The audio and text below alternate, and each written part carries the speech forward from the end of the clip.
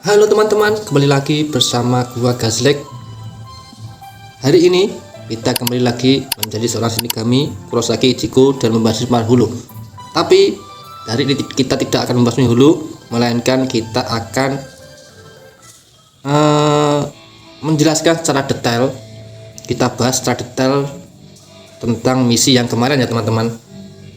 Yang kemarin sudah kita jalankan, yaitu ini misi jalan cerita utama, yang ada beberapa bagian yang tidak bisa diputar. Ini yang ini, nah simfoni jeritan ini tidak bisa diputar. Jadi kali ini kita akan membahas beberapa di antaranya.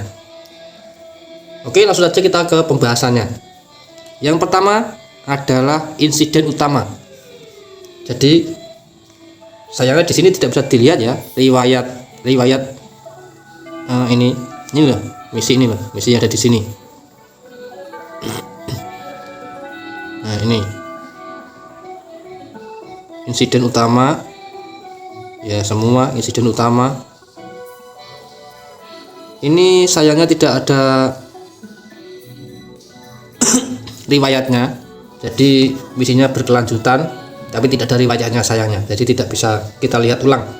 Intinya kalau kalian kemarin sudah lihat yang insiden utama, yang waktu Ichigo berkomunikasi dengan teman-temannya yang membahas apa itu Rukia, yang saat teman-temannya apa itu bingung kenapa Ichigo bisa kenal dengan Rukia, sosok seperti Rukia. Dan itu menurut gua itu tidak tepat kalau ditempatkan di posisi urutan dari misi chapter 7 ini. Kan urutannya kalau nggak salah kita harus menyelesaikan misi sulit ini ya kan, kemarin yang video yang sebelumnya kita harus menyelesaikan misi sulit. Setelah menyelesaikan misi sulit, lalu kita diminta menyelesaikan insiden utama. Insiden utamanya yaitu dialog tersebut. Setelah dialog tersebut baru kita bisa melanjutkan menjalankan misi chapter 7 yang ini. Baru kita bisa menyelesaikan chapter 7 ini. Nah ini, jadi rututannya kayak kurang tepat aja, karena pengenalan Rukia kepada teman-teman Ichigo itu jauh sebelum insiden yang ada di Soul Society. Masa teman-temannya baru menanyakan gitu loh. Kan sudah lama Rukia kenal dengan Ichigo dan sudah lama juga berada di sekolahnya Ichigo. Tapi kenapa teman-temannya baru menanyakan pada Ichigo tentang Rukia gitu loh. Kan nggak sinkron kan. Harusnya ditanyakan pada Ichigo ini waktu awal-awal Rukia muncul. Bukan setelah Rukia dieksekusi. Meski setelah eksekusi Rukia kan sudah bebas, sudah tidak ditahan lagi dan sudah bebas lagi mengunjungi Ichigo ke dunia manusia ataupun society, jadi sudah bebas. Tapi tetap aja nggak sinkron dengan yang pertanyaan yang diucapkan temannya pada Ichigo tentang kenapa Rukia bisa kenal Ichigo atau Ichigo bisa kenal Rukia. Itu nggak sinkron aja dengan misi ini, debut Arrancar ini. Karena debut Arrancar ini di ceritanya harusnya jauh setelah insiden di Soul Society, insiden pengkhianatan Aizen ataupun insiden eksekusi Rukia. Setelah itu baru Arrancar ini. Lalu kedua, komunikasi Ichigo yang kalau nggak salah di sini ya.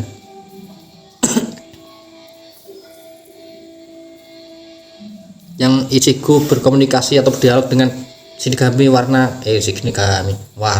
Shinigami Keribu yang Kurumadani kalau nggak salah namanya. Pas itu kan Shinigaminya menanyakan Ichigo itu siapa gitu. Dan setelah itu Shinigami tersebut mengatakan kalau dia adalah Shinigami penggantinya Rukia karena Rukia ditahan, dan dia juga mengatakan tidak tahu kesalahan apa yang dibuat Rukia sehingga Rukia itu ditahan. Kalau disandingkan dengan debut Arrancar ini ya nggak cocok aja, runtutannya nggak pas, karena nggak mungkin seorang Shinigami yang sudah mempunyai rencana Shinigami yang bisa bertugas keluar dari Soul Society, berarti kan punya jabatan sekelas prajurit lah, tidak tahu kesalahan Rukia, padahal tidak tahu kesalahan Rukia dan tidak tahu siapa Ichigo. Padahal insiden di Soul Society tentang Rukia ditahan, tentang eksekusi Rukia, tentang invasi Ryoka di Soul Society, masa Shinigami ada yang tidak tahu gitu loh? Pasti semuanya tahu, karena invasi Ryoka atau invasi Ichigo dan teman-temannya ini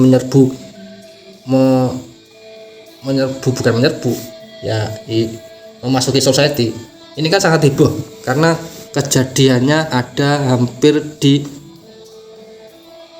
semua Soul Society. Kerusuhannya hampir rata di kota Soul Society.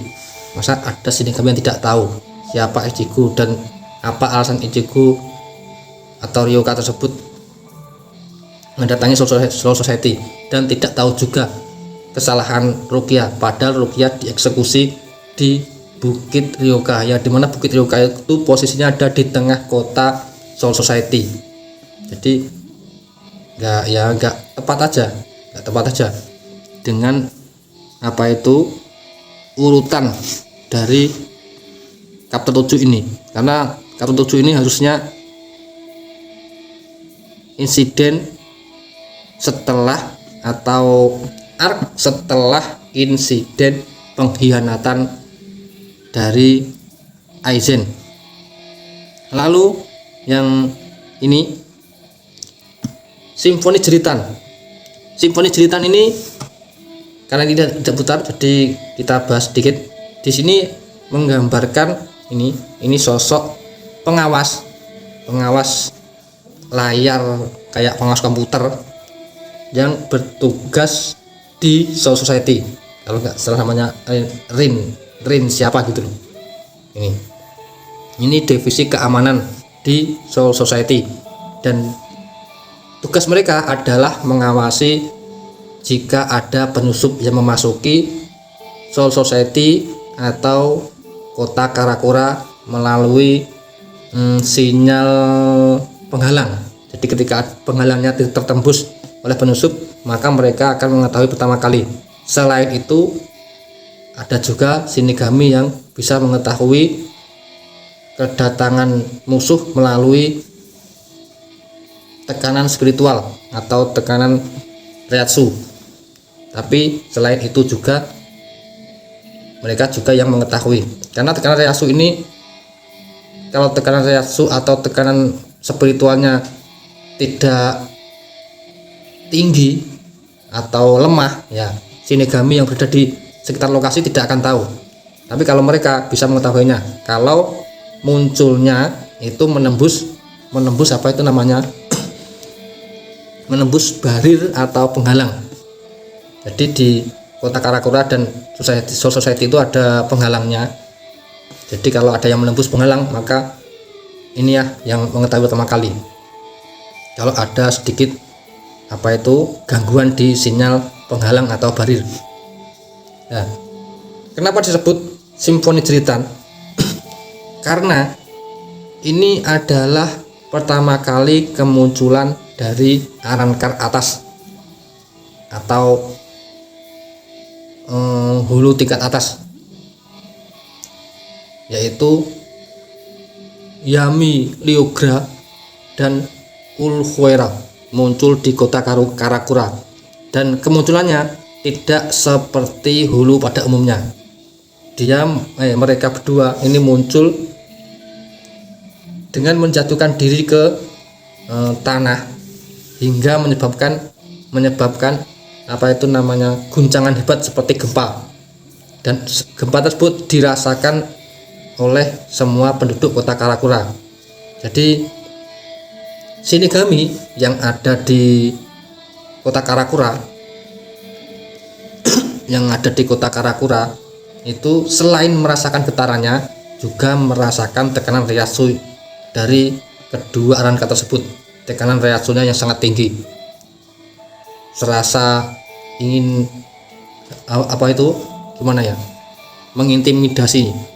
mengintimidasi atau tekanan hawa ingin membunuh itu serasa tinggi, dan itu dirasakan oleh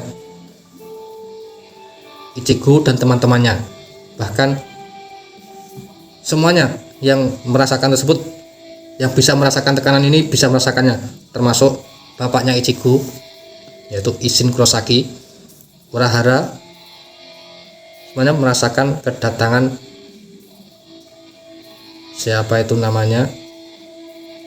Ulkhoera dan Yami. Tapi mereka atau selain dari Ichigo atau orang biasa, warga biasa, itu hanya mengetahuinya sebatas sebatas gempa saja, batas gempa. Jadi tidak tahu kalau ada ancaman datang. Dan di sekitar lokasi munculnya Ulkhoera dan Liogra tersebut, orang-orang berbondong-bondong untuk melihatnya, tetapi justru malah itu adalah akhir dari kehidupannya. Jadi mereka semua dibantai. Lalu di misi ke-7, stek 7 ini adalah Ebony dan Ivory. Ini diartikan warna putih gelap, hitam pekat dan putih gading, yang dimana ini menggambarkan karakter Ulkhoera. Nah, itu juga bisa digambarkan sebagai semua karakter arankar, semua anggota arankar disebut Ebony dan Ivory, karena warna hitam pekat dan warna putih gading ini adalah bagian dari penggambaran arankar. Dan kemunculan di sini kan Ichigo melawan Yami ya. Ini pertarungannya sangat sengit. Seharusnya Ichigo itu kalah telak, seharusnya kalau di jalan ceritanya kalah telak. Nah, kemunculan arankar ini tujuannya adalah kayak semacam mengecek lah. Sebelumnya sudah dikatakan oleh Aizen kalau di kota Karakura ada salah satu Shinigami dengan bangkai hitam, rambut oranye, itu sangat berbahaya. Sangat bahaya menurut Aizen seperti itu. Nah, makanya dari itu Ulkhoera ini tidak percaya dan mendatangi kota Karakura, ingin mengetahui sosok tersebut siapa dan apakah memang mengerikan itu sehingga Aizen mewanti-wanti untuk berhati-hati terhadap Ichigo tersebut, terhadap Ichigo yang dimaksudkan rambut oranye, bangkai hitam, ya Ichigo ini yang dimaksud. Mereka tidak percaya, makanya mereka mendatangi kota Karakura untuk mengetahui siapa sosok tersebut.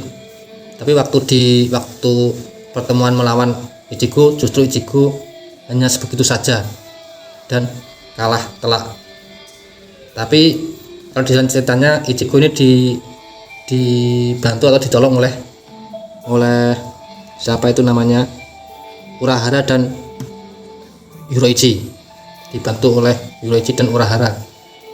Nah, di battle-nya sendiri kan apa itu namanya, Ichigo sempat mengalami sakit kepala ringan. Nah, saat itu kalau di jalan ceritanya itu Ichigo merasakan gangguan spiritual karena ketika Ichigo melihat sosok Ulquerra dan Yami Lyogre itu mengingatkan Ichigo dengan karakter yang kita lawan di sini.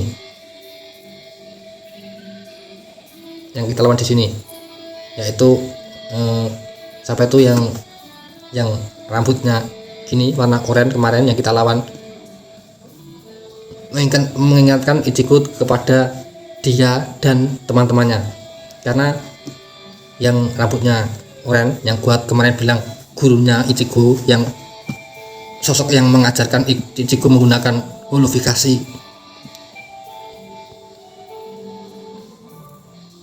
Sosok tersebut kan bisa mengeluarkan apa itu namanya,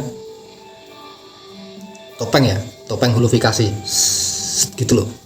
Nah, saat itu Ichigo teringat kepada karakter tersebut dan mengingatkan Ichigo kepada weight Ichigo yang ada di dalam tubuh Ichigo. Jadi kayak terganggu dengan spiritualnya sendiri gitu loh. Dan uniknya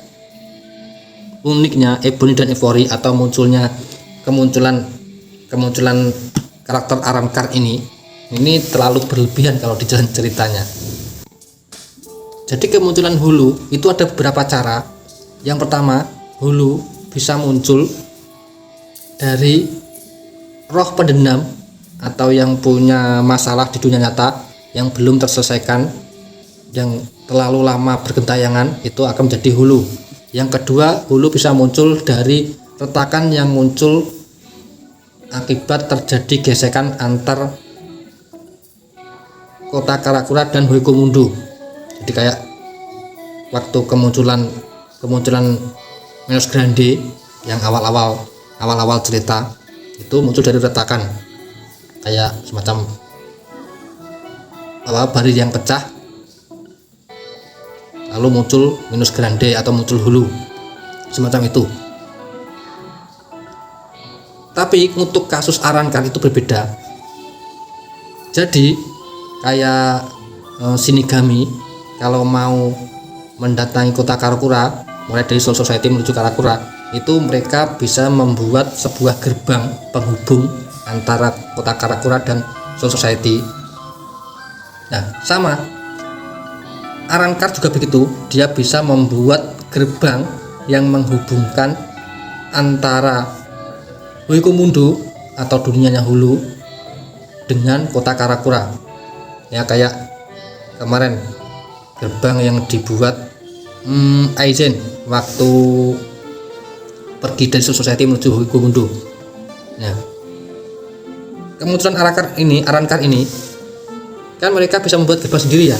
Tapi kemunculannya di kota Karakura untuk pertama kali ini terlalu dilebih-lebihkan kalau di cerita utamanya. Mereka muncul dari atas, melesat ke bawah dengan kekuatan tinggi dan menghancurkan area di sekitarnya hingga menyebabkan apa itu namanya gempa. Entah apa tujuannya, gua juga tidak tahu. Tapi ini terlalu berlebihan karena kemunculan Arrancar sendiri tanpa melakukan itu, harusnya tanpa melakukan menghancurkan area tersebut, hanya sebatas memasuki kota Karakura melalui gerbang yang dibuat mereka sendiri, itu sudah bisa mendatangkan para shinigami atau para orang-orang yang memiliki kekuatan spiritual atau memiliki Reiatsu. Karena tekanan dari Reiatsu Arrancar ini bisa dirasakan semua shinigami atau semua orang yang memiliki kekuatan spiritual, meskipun itu letaknya jauh dari lokasi, bisa dirasakan. Jadi tidak perlu melakukan seperti penghancuran, kedatangan seperti itu, maksudnya kedatangan yang menghancurkan area seperti itu. Jadi terlalu berlebihan menurut gua seperti itu. Entahlah, karena ini cerita ya, biar lebih dramatis, jadi hal tersebut mungkin memang perlu untuk mendramatisir jalan ceritanya. Jadi seperti itu ya teman-teman, untuk penjelasan penjelasan dari misi jalan cerita utama ini. Jadi seperti itu ya teman-teman, untuk pembahasan kita kali ini. Nanti kedepannya kita buat seperti ini. Jadi kita jalankan misinya dulu. Setelah misinya selesai, kalau memang ada cutscene yang bisa diputar, kita bahas. Kalau tidak bisa, nanti di video berikutnya kita bahas. Oke teman-teman, sampai sini dulu pembahasannya. Jika ada penjelasan dari gua yang kurang tepat atau tidak sesuai, kalian bisa komentar di bawah dan gua minta maaf. Oke teman-teman, sampai ketemu lagi di perjalanan berikutnya atau pembahasan berikutnya. Dadah.